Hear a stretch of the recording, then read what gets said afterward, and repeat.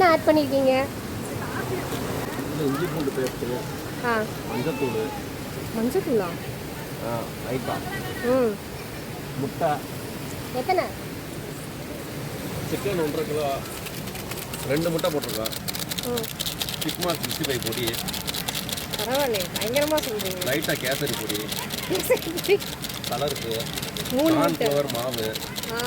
அரிசி மாவு, ஆ. அவ்வளோ. எண்ணெய் கொஞ்சோண்டு ஒரு ஸ்பூனு. அப்போ வீட்டில் பூரா சமையல் நீங்கள் தான். நம்ம தான். ஹாய் ஃப்ரெண்ட்ஸ், கேட்டிருப்பீங்கன்னு நினைக்கிறேன். எல்லாமே வந்து சொல்லி சொல்லி பண்ணிகிட்டு இருந்தாங்க.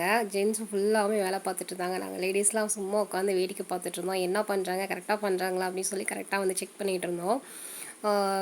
ஒவ்வொரு பொடியுமே வந்து பார்த்து பார்த்து போட்டு நல்லா கிளியராக வந்து பண்ணியிருந்தாங்க. இது பார்த்திங்கன்னா 1.5 கேஜிக்கு வந்து பண்ணியிருந்தாங்க.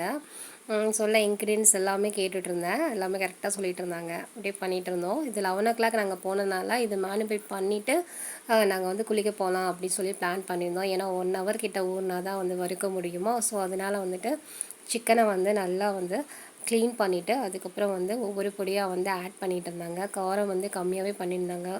பேபிஸ்லாம் வந்து இருக்குது அப்படின்னு சொல்லிட்டு கொஞ்சம் கம்மியாகவே காரம் வந்து கம்மியாகவே பண்ணியிருந்தாங்க. அவங்க சொல்ல சொல்ல வந்துட்டு எனக்கு சிரிப்பாக இருந்துச்சு. பரவாயில்ல, இவ்வளோ வேலை பார்க்குறாங்க எல்லாருமே அப்படின்னு சொல்லிட்டு தான் நான் பார்த்துட்டு இருந்தேன். ரொம்ப சூப்பராக வந்து பண்ணியிருந்தாங்க. இடையில வந்து எங்களை தான் சமைக்க விட்ருவாங்கன்னு நினச்சிட்டே இருந்தேன். பட் அந்த மாதிரிலாம் எதுவுமே பண்ணவே இல்லை. அவங்கள தான் பார்த்துக்கிட்டாங்க. இது பார்த்திங்கன்னா 1.5 கேஜிக்கு வந்து பண்ணிகிட்ருக்கு.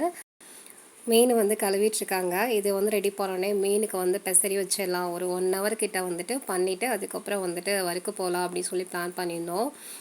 சரி, இது ஊறிட்டுருக்கும்போது நம்ம போய் குளிச்சுட்டு வந்துடலாம் அந்த மாதிரிலாம் சொல்லிட்டு இருந்தாங்க. நான் பாப்பாங்களாம் பார்த்தீங்கன்னா விளையாட போயிட்டாங்க.